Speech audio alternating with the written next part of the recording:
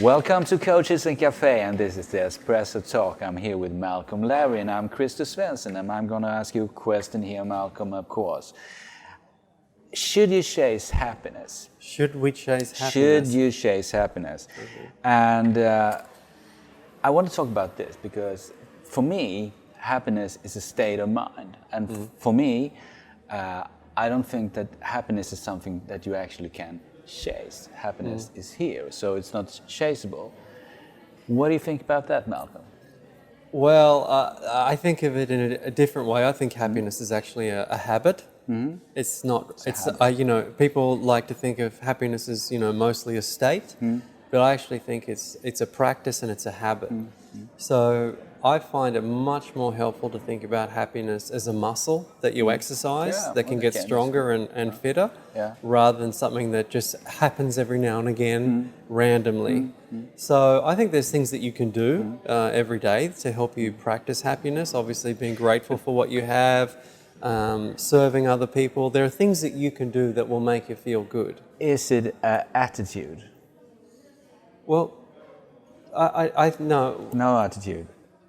Happiness is a decision. A decision. Yeah, happiness is a decision. And if you decide to be happy, then you need to do things to practice that.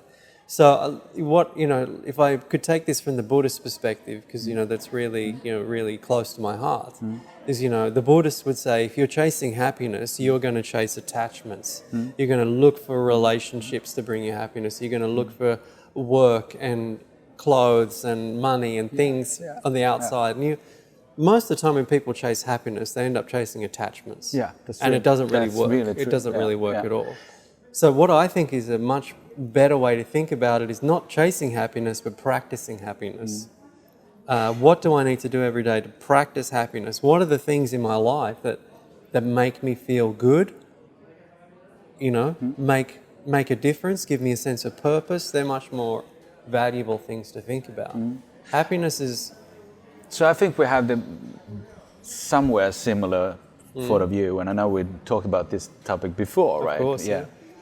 Because one of the reasons also I want to bring this up is because I went to a party and we were sitting there and somebody was saying that, oh, you're happy, right? And how do you feel when you're happy? And this woman, she said that, well, sometimes I'm happy and sometimes I'm not. And sometimes my husband said this and I'm happy and, and sometimes I'm not.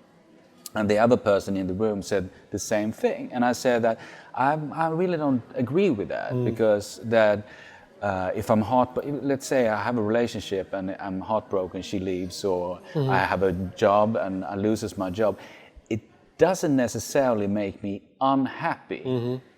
I can still be happy, but of course I'm sad or disappointed. I'm heartbroken or whatever you want to call it, but my sort of happiness comes from within and it's not attached to outer things. Somewhat like that, right? So do you think we have the same philosophy here, or we disagree? I can tell you that, through some Buddhist practice, one thing that one of my teachers said to me was, just because you're stressed or heartbroken doesn't mean you're happy. And when I first heard that, 25 years ago, that didn't make any sense to me at all. No. But now that I'm 50 and, I've been practicing happiness for quite a long time and knowing myself, I can say that, I can be extremely happy and extremely stressed at the same time. And one doesn't cancel out the other. No. Because my happiness is like an ongoing foundational state that I have, but I just experience bad weather sometimes. So it's more like you get up on a particular day and you experience the weather of that day. But fundamentally, I'm lucky to say that I'm experiencing, a very healthy happiness. It's like basically like filling up a glass of water. You fill it up from inside, not the outside. Yeah. It's and you're drinking from your own cup instead of going out and saying, "Fill me up here." Yeah. And also, so we agree, man. That's great. We always do in the end. Well, thank you for this session, man. Thanks, Chris. Thank you. Thanks.